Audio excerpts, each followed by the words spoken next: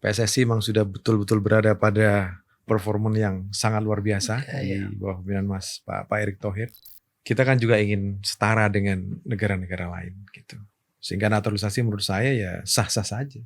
Nah, tinggal bagaimana PSSI tidak hanya fokus pada timnas maupun liga, tapi juga fokus pada pembinaan di usia dini. Tapi mestinya dengan segala beban yang diberikan oleh rakyat kepada DPR itu tidak sempat lagi berpikir tentang judi online. Apalagi bermain begitu, nggak sempat mestinya.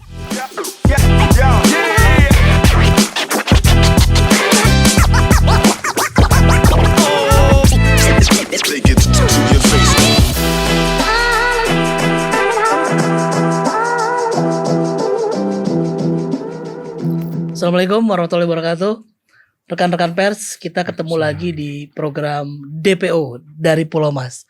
Kali ini kehormatan sekali kita kedatangan narasumber istimewa. Beliau adalah politisi, kemudian terakhir sebagai Sekretaris Jenderal Partai Kebangkitan Bangsa dan Menteri Pemuda dan Olahraga. Rekan-rekan pers, berikut Bapak Imam Nahrawi. Assalamualaikum Pak Imam. Waalaikumsalam warahmatullahi wabarakatuh. Sehat-sehat nih Pak. Alhamdulillah. Ini pertanyaan standar saya nih Pak. Apa kabar Pak? Baik, alhamdulillah, berkat doa Pak Ismoko dan teman-teman semua. Saya sehat, walafiat dan tetap bersenyum. Amin. Ya. Kesibukan terakhir Mas Imam setelah ini udah bulan kelima ya, 5 bulan. Ya, ini bulan kelima setelah saya menjalani proses sebagai santri di pondok pesantren di Bandung.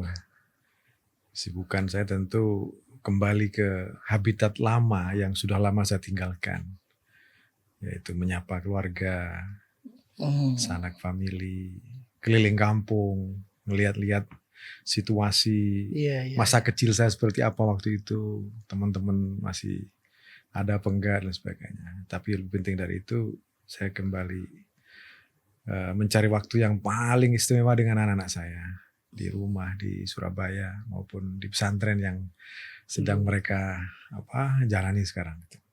Jadi quality time-nya ya mungkin tuh hal lama yang sudah saya tinggalkan ya, sejak beberapa tugas-tugas sudah saya laksanakan sampai kemudian saya harus istirahat sekian tahun ini. Nah, ya baru kemarin kita memulai lagi bersama anak-anak dan istri dan tentu keluarga saya. Dengar-dengar tadi setelah 5 bulan baru bikin SIM nih Pak, bagaimana Pak? Ini bocor ini. Ya, dulunya semua serba ada. Ada supir, ada pengawal, ada staf dan sebagainya. Tapi kemudian Allah memberi ruang yang begitu luas kepada saya untuk ayo kembali bahwa kamu adalah Imam Nahrawi yang sungguhnya, dengan keadaan yang pasti kamu sudah memaklumi itu, latar belakangmu, pengalamanmu, sampai masa lalumu. Ya sudah, selalu biasa nyetir, biasa main motor, biasa main sepeda begitu. Ingin mulai lagi nyupir, tapi setelah lihat dompet ternyata SIM saya udah mati. Udah 5 tahun matinya itu. Nah, hari ke-8 saya selesai dari Sukamiskin itu. Hari ke-8, seminggu kemudian itu, ya? Seminggu kemudian. Saya bergegas menemui lantas di mana itu? Di Bangil sana. Saya minta tolong, bisa saya dibantu untuk bikin SIM. Silakan Pak, ikutin semua proses. Alhamdulillah saya ikutin dan alhamdulillah saya berhasil punya SIM A dan C. Makanya tadi saya kesini pun juga harus nyupir sendiri. Biar SIM saya juga manfaat gitu ya. Jadi seminggu langsung bikin SIM ya. Iya. Jadi menarik ngobrol-ngobrol sama si Imam nih. Agak dalam nih, banyak pesan-pesan yang mungkin bisa disampaikan ya. Kita ngobrol sedikit waktu zaman-zaman Mas Imam di kementerian ya. Misalnya kita lihat banyak sekali pencapaian yang diraih ya zaman Mas Imam di Kemenpora. Salah satu yang paling highlight tuh beberapa kali teman-teman yang ngepost liputan di Kemenpora itu adalah bonus atlet terbesar zaman Mas Imam Nahrawi. Itu gimana ceritanya Mas? Kenapa kepikiran ngasih bonus besar-besar ke atlet dan kalau nggak salah diundangkan juga kalau nggak salah ya bonus itu. Jadi biar sustain atau gimana ceritanya Mas Imam? Ya tentu hal besar yang pernah saya lakukan itu tidak serta-merta karena saya ya. Itu adalah hasil pikiran dan kebijakan yang cukup jernih dari semua tim saya di Kemenpora. Para deputi, asdep, bahkan teman wartawan yang terus memberikan support pada saya itu. Selebihnya saya harus konsultasi kepada Presiden.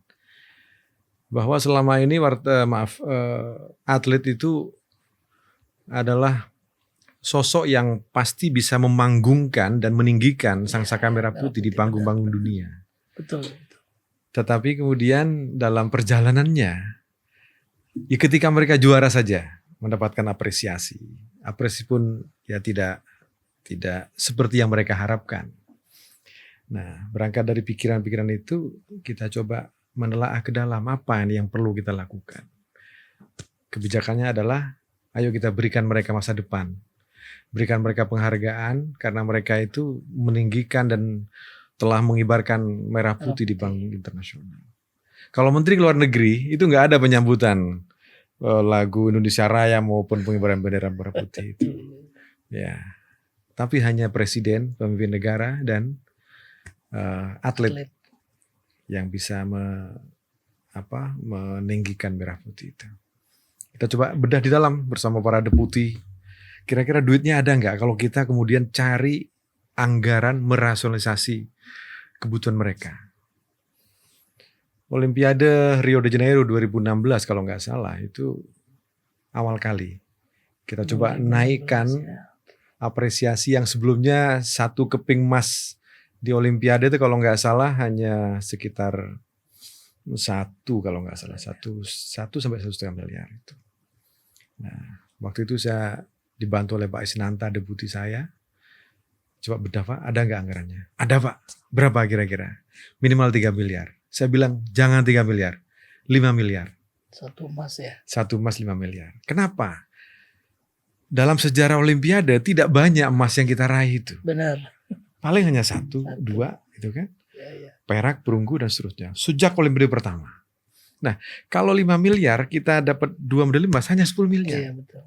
Tidak ada apa-apanya 10 miliar dibanding dengan perjuangan mereka, kegigihan mereka yang telah berjuang sampai mereka berada di puncak tertinggi meninggikan merah putih. 1 keping emas ya. 1 keping emas. Nah, alhamdulillah Rio de Janeiro 2016 itu badminton mendapatkan medali emas kalau nggak salah itu si Tantowi Ahmad dan Butet itu. Oh. Belum saya kabari bahwa nanti pemerintah, Pak Presiden akan menyerahkan bonus paling besar itu. Nggak saya kabari. Tapi karena satu-satunya keping medali emas yang diraih itu hanya badminton mixed double, akhirnya kami konsultasi lagi. Masa ini hanya 1 medali emas yang dapat 2? Masa 5 miliar dibagi 2? Iya. Hanya 2,5. Nah, okay. Akhirnya apa? Setelah mereka pulang ke tanah air baru kita sampaikan bahwa masing-masing mendapatkan 5 miliar. Waduh, jackpot. Ya, luar biasa lah itu. Tapi semua adalah dukungan Pak Presiden, Pak Wapres, Menteri Keuangan, para staf kami, deputi dan semuanya. Itu memang berkesan sekali ya buat atlet waktu itu. 2016 ya. Kita tidak berhenti di situ. Kita coba cari apresiasi lagi. Apa kira-kira? Ayo kita bikin kebijakan bersama Menteri Pan RB. Kita angkat para juara-juara kita sebagai pegawai negeri sipil. PNS ya waktu itu ya. PNS. Banyak yang masuk di kementerian lembaga Mas. Kalau nggak salah yang PNS itu 380. Baik atlet yang normal maupun yang difabel. 380. Kalau nggak salah gitu. Itu tersebar di Pemda atau kementerian? Masih ngepol di kementerian. Saya nggak tahu sekarang ya. Saya sudah cukup lama ini tidak berinteraksi dengan. Lumayan langsung lulus PNS tuh jalur ini ya. Iya. Jalur cepat itu. Dan kita coba menyamaratakan. Tidak ada lagi namanya perbedaan antara atlet normal dan disabilitas. Semua sama. Fasilitasnya, penghargaannya, sampai bonusnya pun sama semua. Oh, bonusnya sama ya. Iya. Alhamdulillah. Rio de Janeiro 2016 ya. Iya. Zaman Mas Imam juga Asian Games ya Mas ya. Asian Games kita di tuan rumah. Iya, 2018 ya. Itu salah satu, saya nonton pembukaannya di GBK. Nonton datang kita. Gak ketemu kita ya. Saya di tribun paling atas Pak. Itu yang Pak Jokowi kan pakai stuntman. Betul. Tiba-tiba nongol di tengah, wah kita sorak-sorak. Itu salah satu keriaan kita yang agak besar lah ya, sebagai tuan rumah di Asian Games mungkin Pak ya. Mungkin bisa cerita Mas Imam, di balik pesta besar Asia kita waktu itu peringkat keempat apa kelima ya, saya agak lupa ranking juara umum ya. Iya, peringkat keempat kita. Peringkat keempat kalau nggak salah ya. Iya. Gimana Mas Imam? Waktu itu persiapannya gedebak-gedebuknya kayak apa tuh? Ya pasti Indonesia ini akan banyak ditunjuk oleh negara-negara lain menjadi tuan rumah. Karena sekali kita menjadi tuan rumah pasti persiapannya maksimal. Tidak hanya untuk single event atau multi event olahraga ya, tapi kegiatan-kegiatan yang lain itu mereka senang kalau kita jadi tuan rumah itu. Pasti disambut dengan meriah, dengan hormat yang begitu luar biasa begitu. Nah, dalam konteks Asian Games itu memang sempat ada keraguan pertama kali. Pak Presiden menyampaikan bagaimana kita sanggup enggak?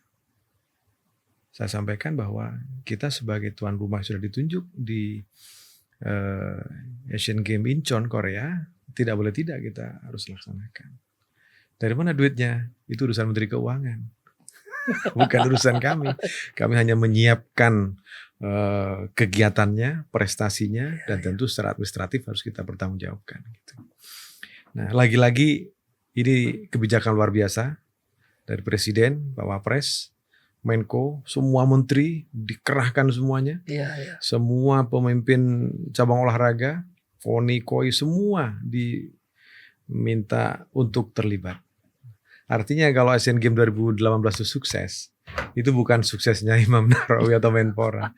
Itu sukses semua, termasuk sukses para wartawan yang mulai pertama kali launching logo sampai kemudian selesai itu terus memberikan kabar gembira kepada rakyat Indonesia. Nah, ini harus diulang lagi pencapaian-pencapaian seperti itu. Karena memang secara prestasi ini hal besar. Betul. Tahun 62 kita jadi tuan rumah, waktu itu kita di ranking kedua. Nah, 2018 kita di ranking 4 atau 5 ya, saya lupa itu ya. Nah, moga-moga beberapa puluh tahun yang akan datang, mungkin 20 tahun yang akan datang, kita kembali tunjuk sebagai tuan rumah. Amin. Ini bicara soal pencapaian nih Mas Imam. Kita sekarang menjelang menghadapi Olimpiade Paris ya. Persiapan-persiapan yang sedang dilakukan gitu ya. Kemudian juga ya banyak event olahraga nasional lah. Olimpiade, kemudian PSSI kemarin. Mas Imam masih monitor perkembangan dunia olahraga di tanah air. Saya sering nonton Nusantara TV. Waduh, terima kasih. Sering banget, senang. Karena hari ini luar biasa. Saya bersyukur banget bahwa atmosfer masyarakat untuk mengantarkan anak-anaknya menjadi atlet, menggemari olahraga, sampai kemudian dunia usaha, apalagi media massa itu memberikan apresiasi yang luar biasa. Sangat luas sekali. Nah, itu menumbuhkan semangat juang bagi semua atlet untuk membuktikan bahwa mereka yang terbaik dalam semua ajang itu. Nah, saya lihat sepak bola kita alhamdulillah luar biasa. Ini macan Asia sudah di depan mata, sebentar lagi menjadi macan dunia. Kemudian yang lain terus mengalami kenaikan, mengalami peningkatan prestasi. Tinggal pembuktiannya adalah di multi event seperti Asian Games maupun di Olimpiade. Olimpiade Paris menurut saya tidak kecil ya bebannya.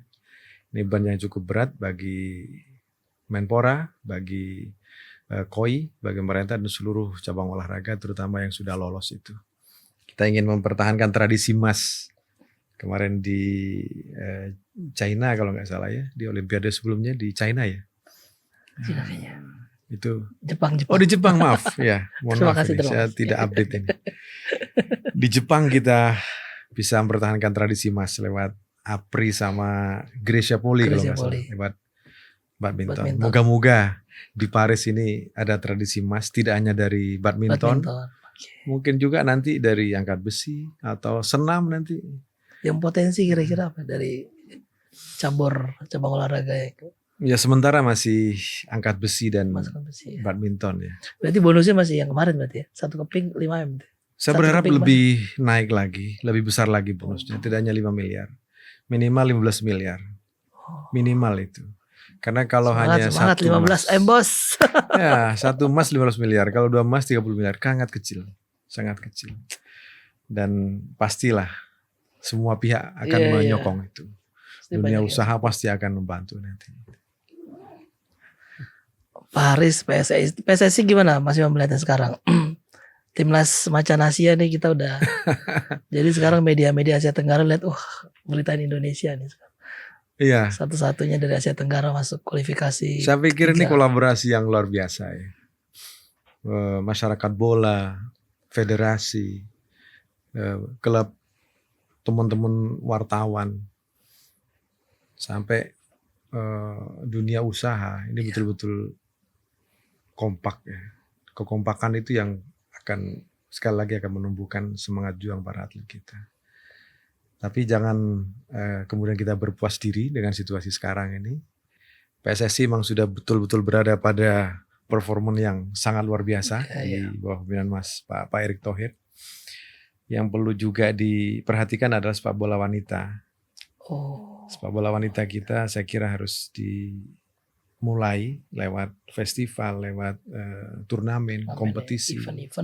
Event-eventnya lebih banyak lagi. Kalau perlu harus ada liga wanita seperti hanya Liga 1, 2 dan seterusnya itu. Ini penting untuk memberi semangat baru betul. bagi prestasi sepak bola wanita kita. Ya lucu lah kalau kemarin ada dibantai berapa 0 gitu ya kita. Aduh itu sangat sedih lihatnya gitu ya. Namun yang lebih penting lagi adalah bagaimana sepak bola kita ini bisa memberikan makna baru bagi lahirnya sepak bola di kampung-kampung, di daerah-daerah itu. Tidak hanya di level Liga 1, Liga 2. Mungkin yang amatir, yang komunitas, ini terus dihidupkan lagi. Dulu, mungkin sekarang Pak Menteri Menpora ini menggarap namanya Liga Tarkam kalau nggak salah itu. Saya kira bagus itu, bagus. Untuk mencari lagi, menggali lagi bibit-bibit yang lain itu. Nah, mungkin liga antar kampus, liga antar pesantren, liga antar terus pasti akan banyak lagi nanti bibit yang akan bisa diambil untuk persiapan ke depan itu. Ini pembinaan timnas lewat naturalisasi Mas Imam melihatnya gimana Mas? Komposisi naturalisasi sekarang itu ya, sedikit saya banyak kira memang kontroversi tapi memang ada pencapaian yang diraih gitu ya. Ya pasti semua keputusan kebijakan itu kontroversi. Pasti. Tidak ada kebijakan apapun yang diterima serta-merta. Karena masing-masing kita kan punya cara pandang. Mungkin dengan memanfaatkan sumber daya lokal ini akan lebih banyak lagi pengalaman bisa bertanding dengan negara-negara lain. Itu ya. Tetapi sekali lagi kita kan juga ingin setara dengan negara-negara lain gitu. Sehingga naturalisasi menurut saya ya sah-sah saja. Wajar-wajar saja. Dan itu tidak hanya sekarang terjadi kan, sejak beberapa puluh tahun yang lalu juga ada naturalisasi. Di semua cabang olahraga. Tidak hanya di semua negara bahkan. Di semua negara. Tinggal bagaimana dengan naturalisasi itu pemain-pemain lokal kita itu mampu untuk menyerap pengalamannya, adaptasi lah ya. Adaptasi kedisiplinannya, ketaatannya kepada manajer, kepada pelatih, bagaimana mereka menjaga kebugaran, menjaga gizi dan sebagainya, itu yang penting mereka pelajari dari pemain madrasah kita itu. Dulu itu kalau nggak salah zamannya Mas Imam itu agak kuat tuh friksi PSSI ya. Ada 2 kubu kalau nggak salah. Kalau boleh cerita nih Mas. Enggak, zaman saya hanya 1 kubu aja. Oh 1 kubu ya? Iya, 2 liga lah, kalau nggak salah 2 liga lah. Enggak juga. Saya rasanya enggak ada 2 liga itu. Iya. Itu ketua... Waktu itu selesai lah intinya. Zaman itu selesai. Selesai. Saya kebetulan. Itu gimana tuh mendudukan orang-orang itu, pihak-pihak stakeholder semua segala macam, tokoh-tokoh sampai akhirnya. Ya kita kan hanya nyemangatin aja bahwa yang kita harapkan itu adalah prestasi. Bukan konflik organisasi. Kemajuan sebuah olahraga itu adalah bagaimana memaksimalkan seluruh potensi sumber daya itu untuk pencapaian prestasi. Jangan dibalik. Jangan dibalik hanya untuk membesarkan organisasinya saja. Nah, yang terjadi waktu itu banyak ini konflik antar organisasi, di internal organisasi itu luar biasa. Nah, di PSSI saya kira waktu itu di era Pak Nyala ya, ini luar biasa. Beliau itu mampu mengorbankan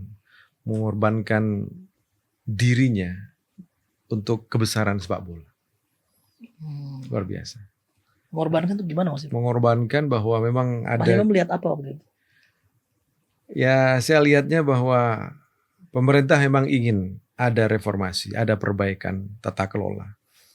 Ada cita-cita bersama bahwa kita harus kembali menjadi negara sepak bola yang besar. Yang disegani, yang ditakuti, sekaligus menjadi kebanggaan sepak bola muda kita. Tapi itu tidak cukup hanya cita-cita dan harapan pemerintah. Tapi federasi, masyarakat bola juga harus bersatu padu. Nah, memang untuk menyamakan persepsi waktu itu tidak mudah. Karena masing-masing punya cara pandang kan. Bukan gak mudah lagi waktu itu. Kita tahu kayak apa. Keras tuh. Sehingga pemerintah waktu itu ya harus mengambil upaya langkah yang begitu keras dengan cara menghentikan liga, kemudian membekukan dan sebagainya. Itu bukan sesuatu yang kita harapkan, tapi mungkin dengan cara itu kita akan menengok bahwa ada hal yang lebih besar yang dipikirkan oleh pemerintah. Penolakan waktu itu keras juga Pak ya? Keras tuh. Iya. Setiap hari demo saya. Di demo, kemana-mana di demo saya itu. Iya. Gimana? Dan demonstrannya di sini semua ini. Iya. Tapi saya senang. Iya. Saya senang dengan begitu semua kita, tidak hanya supporter, tapi semua yang terlibat dalam sepak bola ini akhirnya berpikir bahwa pemerintah punya harapan besar terhadap sepak bola ini. Karena sepak bola adalah alat bersatu bangsa.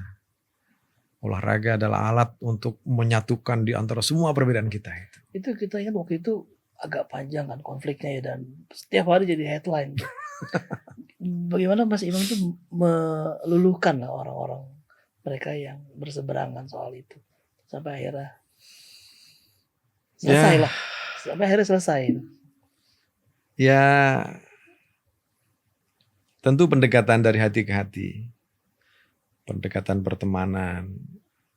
Kita mencari siapa tokoh figur yang bisa mendinginkan suasana. Meskipun ada pihak lain juga memakai jalur-jalur hukum untuk menyelesaikan masalah. Ada juga jalur politik di DPR. Wah, luar biasa itu. Itu gak masalah. Artinya semua pihak berkepentingan terhadap kebesaran sepak bola kita. Karena kalau pemerintah mengeluarkan kebijakan keras dan yang lain diam, berarti biasa-biasa ini. Tidak ada harapan besar. Saya bersyukur semua pihak waktu itu bangun semua, merespon dengan segala responnya.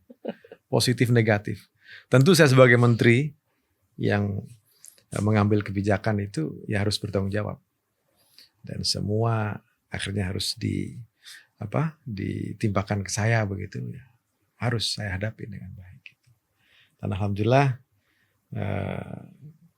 soliditas di federasi, akhirnya ada namanya kongres luar biasa, melahirkan pemimpin baru waktu itu.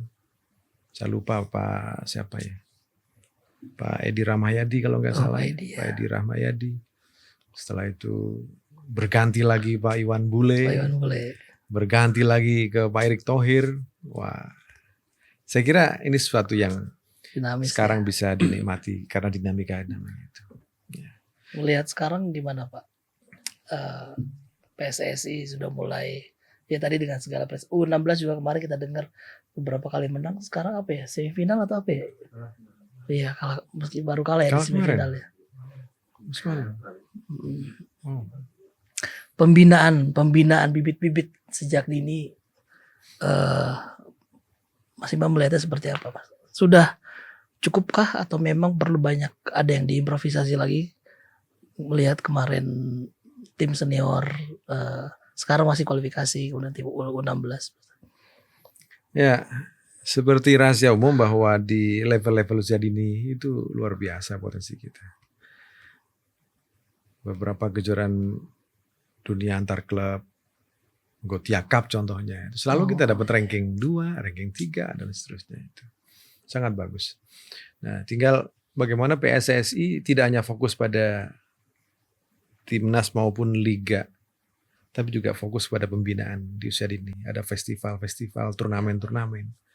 Klub-klub itu diwajibkan untuk punya sekolah-sekolah sepak bola, SSB di mana-mana.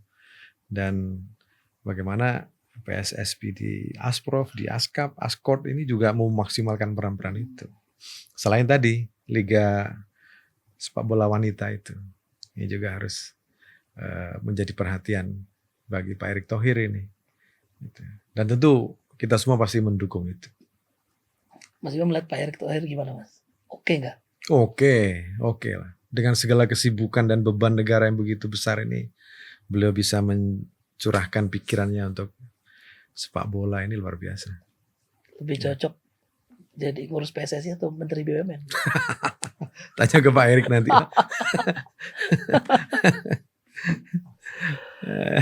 Ini bola ya, juga kemarin juga kita lagi rame badminton kalau nggak salah, lagi ada ini ya sekarang. Baik, saya minum dulu ya. Ayo Mas, monggo Mas. Kejuaraan junior ya, Asia Junior ya. Pembinaan badminton di sekarang menurut Mas Imam kira-kira sudah, kalau dilihat dari trennya, membaik, memburuk atau flat? Saya kira ini perlu jadi bahan evaluasi PBSI. Betul. Memang beberapa tahun terakhir ini agak sedikit menurun Trennya ya. menurun. Sedikit menurun. Ini menjadi tanggung jawab kita semua, termasuk klub PBSI. Harus betul-betul melihat potensi itu dengan sempurna. Tidak hanya fokus kepada pelatnas saja, sekali lagi itu. Tapi pembinaan di usia dini, rekrutmen. Sampai kemudian mereka harus sering-sering difasilitasi untuk bertanding ke luar negeri. Sering sparring partner lah. Sparring partner. Di mana ada turnamen-turnamen kecil, kirimlah sebanyak mungkin. Soal sponsor saya kira pasti mereka punya solusi. Jangan abaikan itu. Nah sekarang yang kita lihat kan masih itu saja. Betul. Belum muncul yang baru. Regenerasinya ada permasalahan. Regenerasinya itu. Moga-moga lah nanti Paris ini menjadi bukti nyata bagi kesanggupan PBSI untuk kembali meraih medali emas itu. Iya. Insyaallah. Mudah-mudahan lah.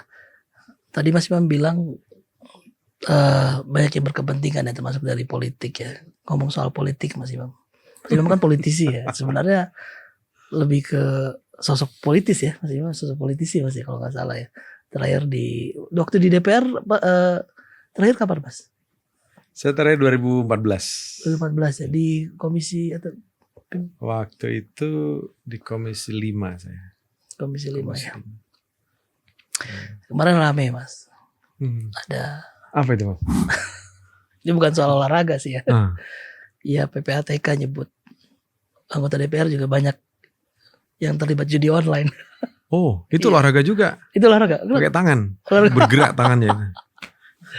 Judi online. Sport jantung juga ya. Tapi dunia olahraga kan gak lepas dari judi ya kalau nggak salah ya. Ya mungkin kalau di luar mungkin ya banyak sponsor bet segala macam gitu ya. Mas Imam melihat sekarang fenomena judi online yang mulai mewabah ke segala penjuru termasuk ke Senayan. Mas Imam melihatnya gimana Mas? Ya kaget aja gitu. Dulu nggak ada apa? Dulu offline apa? Nggak ada. Judi offline. Mungkin dulu. Offline ya. Saya nggak tahu persis tentang itu. Nggak tahu persis itu. Tapi mestinya dengan segala beban yang diberikan oleh rakyat kepada DPR itu tidak sempat lagi berpikir tentang judi online. Apalagi bermain begitu. Nggak sempat mestinya. Tapi mungkin karena karena keadaan bisa jadi ya. Desakan juga, kebutuhan dan sebagainya. Bisa jadi seperti itu. Kita prihatin aja kalau emang wakil rakyat ada yang kedapatan bermain judi online itu. Moga-moga dengan temuan PPATK ini bisa menghentikan semuanya itu. Saya mengingat masa lalu ketika Apa nih? Yang mana nih masalahnya? ya yang bola mana? kan juga nggak lepas dari judi Betul, ya. itu makanya saya Iya, bilang. nggak lepas dari itu. Bahkan setiap tayangan itu tidak sedikit klub yang ada iklan sponsor dari ya. dalam maupun luar negeri itu. Kasat mata kita melihat seperti itu. Nah, biarkan itu menjadi dunia sendiri. Karena masing-masing pasti ingin menghidupi usahanya. Ya. Tetapi prestasi, fair play itu jangan diganggu dengan misi judi itu. Ini pikiran saya yang sejak dulu saya sampaikan di kampus UI saya pidatokan itu. Oh pernah soal judi nih khusus, judi dan olahraga gitu ya? Ya, judi dan olahraga. Orang berjudi itu kan ya, kalau di agama di Islam kan haram. Ya. Kalau menang halal kan? Nah itu, kadang haram itu kalau kalah gitu. Kalau menang ya, mestinya harus dipilah. Kita tidak bisa yang bisa adalah aparat untuk menghentikan itu semua. Agama hanya menganjurkan, hanya memberikan fatwa bahwa itu haram. Olahraga ini adalah dunia sendiri yang tidak bisa disentuh prestasinya, fair play-nya itu dengan masuknya infiltrasi judi itu. Dan yang selalu saya sampaikan di situ, ini dunia yang berbeda. Tapi faktanya bahwa terlalu banyak permainan di olahraga itu yang bisa diatur, yang bisa di skenario sehingga yang menang siapa dengan pilihan mana itu masih bisa kita lihat. Dulu ada kasus sepak bola gajah ya di mana ya? Kayak zaman Mas Ima ada pernah deh sepak bola gajah. Ya. Ngatur skor saya lupa tuh. Itu dia. Saya pertama kali 2014 setelah Pak Presiden Jokowi mengumumkan sebagai Menpora itu. Belum pelantikan, masih diumumkan itu. Wartawan datang tanya ke saya, Pak selamat sebagai Menpora. Menurut Bapak bagaimana dengan sepak bola gajah itu? Saya langsung kaget itu, aduh kasihan gajah ya. Gajah gak pernah ikut main bola tapi disalah-salahin gitu kan. Ya itu bukti nyata. Masih ada pengaturan skor, masih ada pengaturan di lapangan itu. Nah itu kan tidak lepas dari pemain-pemain yang menjudikan olahraga. Ini harus dihentikan. Olahraga harus betul-betul menjunjung sportivitas. Iya. Dulu zaman Gubernur Ali Sadikin ya, pernah bukan menghalalkan judi ya, tapi melegalkan ya maksudnya kali, melegalkan judi. Oh itu ya apa? Untuk Porkas ya kalau Porkas ya, SDSB apa ya? SDSB. Sebenarnya bisa kalau kita misalnya bukan melegalkan siapa namanya. Ini kan dunia sendiri, ini dunia sendiri. Mungkin ya dana dari sini bisa digunakan untuk pembinaan dan lain-lain sekarang. Misal ini pikiran liar aja sih. Saya pernah ke Malaysia waktu itu ketemu sama Menpora. Saya tanya ini di Bukit Jalil kok bagus banget nih infrastrukturnya. Kayak di GBK-nya kalau di sini ya. Di Bukit Jalil bagus banget itu. Dia bilang, Pak, ini salah satu sumber pembiayanya dari negara Bapak. Masa kitanya APBN hanya 0,3% kok untuk olahraga itu. Enggak, dari Indonesia ini. Kok bisa? Ini diambil dari Genting Island. Oh, Genting. Itu dibangunkan infrastruktur di situ. Isinya. Jadilah stadion, jadilah gedung, jadilah apa, jadilah jalan dan sebagainya. Nah terus bagaimana Malaysia bisa menghidupi atletnya? Nah baru APBN itu dari atlet. APBN itu untuk atlet. Jadi untuk infrastruktur dari Genting swasta. Island. Swastanya termasuk dari Indonesia. Tapi yang diperuntukkan atlet untuk pemenuhan gizinya, pemenuhan kebutuhan sehari-hari itu dari APBN. Malaysia kan Islamnya juga lumayan kuat ya. di Indonesia bisa diterapin kayak gitu nggak, Mas? Ya kalau kita jujur mestinya ya mungkin. Gue berarti Islam Indonesia nggak kuat ya, mesti kuat ya. Kuat banget kita. Kuat banget. Tapi harus dipilah sekali lagi. Seandainya nanti ada yang punya keberanian untuk itu, harus dipilah. Harus dipilah. Dana dari masyarakat ini diperuntukkan untuk infrastruktur, untuk bangun Infrastruktur, stadion, bangun toilet, bangun aspal jalan dan sebagainya itu. Cakep tuh. Iya. Tapi yang diasup, yang dimakan untuk menuan gizi atlet. para atlet, pelatih, itu harus dari. Jadi kebutuhan manusianya dari APBN ya. Jangan jadi dari judi ya. Jangan jadi judi. Jangan. Ini berat kalau sampai dicampur aduk kan. Makanya tidak boleh dicampur aduk gitu. Ini berat kalau ngomong judi nanti. Saya dituduh lagi nanti. Saya di demo dulu. Wah, Menpora ini melegalkan judi. Loh, melegalkan gimana? Enggak, ini perspektif. Jangan pernah dicampur adukkan antara judi dengan prestasi. Oh, itu di demo soal yang tadi itu, ide-ide tadi itu, atau ada soal lain? Iya, soal itu, soal dianggap saya melegalkan judi. Enggak ada urusan karena emang itu bukan porsi saya untuk melegalkan. Tapi dalam Islam judi haram, udah itu aja. Memang tugas Kemenpora Menpora ya Pak Mas Dito kayaknya sekarang lebih menantang kali ya Mas ya. Tapi kira-kira menurut Mas Imam tantangan berat kementerian ini kira-kira apa Mas ke depan, atau mungkin periode nanti Pak Prabowo, Mas Gibran ya, apa yang challenge terberat menghadapi event nasional dan global lah terutama? Ya harus ada keberanian ya untuk mereformasi sistem keolahragaan nasional kita. Yang kedua harus memberikan porsi besar kepada Kemenpora, tidak hanya menjadi kasir bagi kebutuhan pendanaan olahraga. Cabang olahraga mengajukan dana ke Kemenpora, di ACC tidak. Tapi selebihnya soal pembinaan, kepelatihan dan sebagainya itu ditangani oleh cabang olahraga. Tapi ketika tanggung jawab prestasi, pasti menteri yang kena. Jadi kalau satu cabang olahraga gagal dalam satu event begitu, itu menterinya yang kena. Padahal menteri tidak ikut langsung melakukan pembinaan. Menteri hanya menyemangati, motivasi, memfasilitasi dengan pembinaan dan pendanaan dan pengawasan. Kedepan saya kira Mas Dito atau Kemenpora harus ada tambahan tugas, tidak hanya mereka mendanai, tapi juga diberi ruang untuk melakukan rekrutmen yang lebih luas lagi terhadap talenta-talenta muda yang bertebaran di seluruh penjuru negeri ini, di semua cabang olahraga.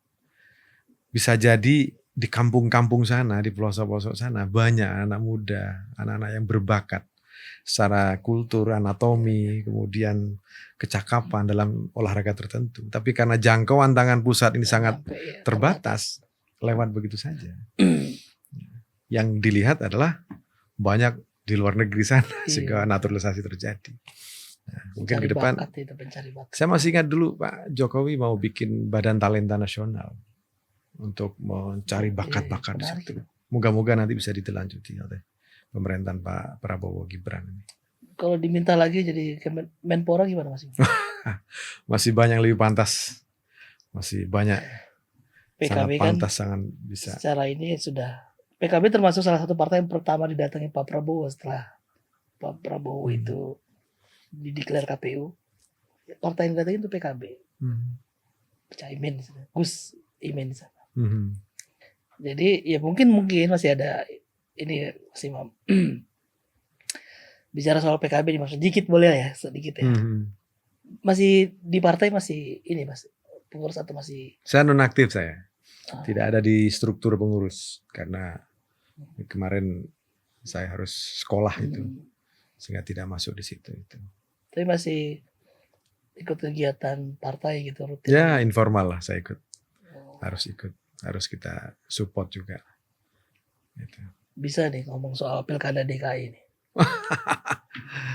biar Pak Asbialto Ilyas aja nanti diundang ke sini untuk ngobrol itu tentang pencalonan Pak Anies dan sebagainya itu ya. Maksud saya itu.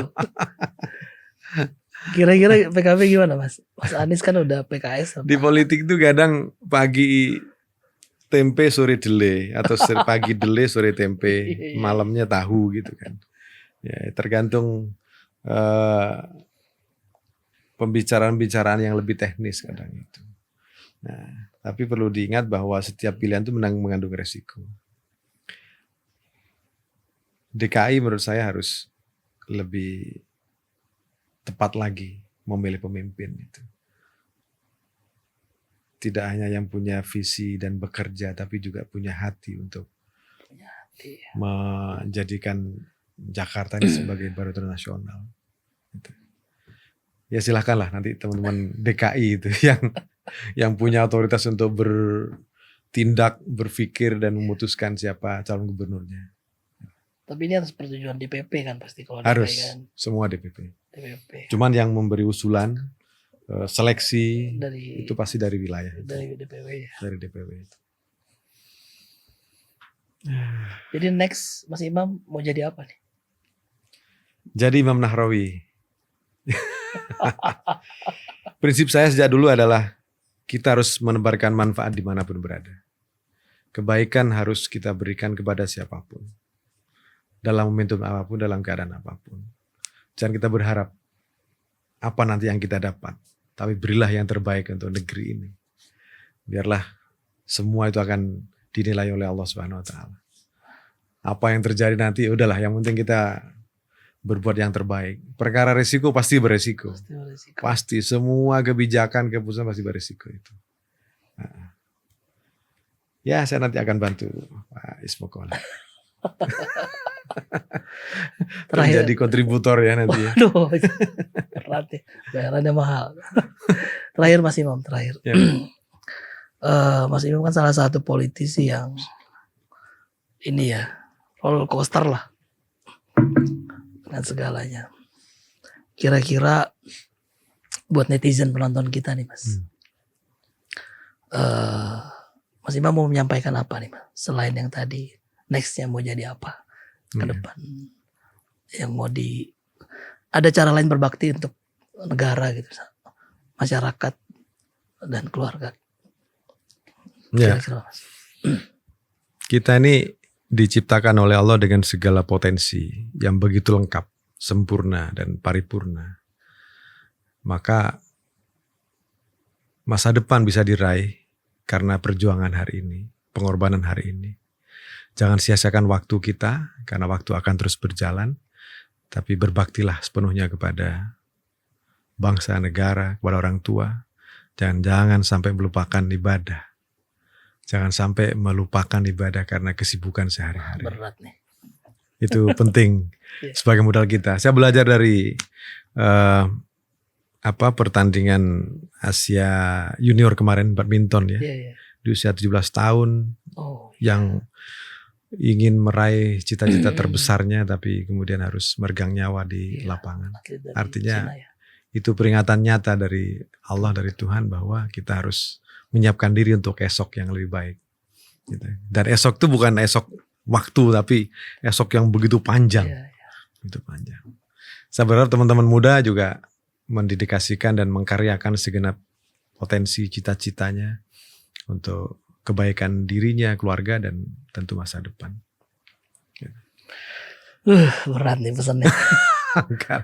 Bisa dijalani insya Allah. Mas Imam terima kasih banyak. Sama-sama. Sudah mau mampir ke studio kami, Studio Serhana di Pulau Mas. Sama-sama. Terima kasih juga kesempatannya saya diberi waktu ini. Pertama kali nih setelah 5 bulan. Oh ini pertama kali ya? Pertama kalinya. Kehormatan buat kami Mas. Terima kasih. Rekan-rekan pers, terima kasih sudah menyaksikan dari Pulau Mas DPO.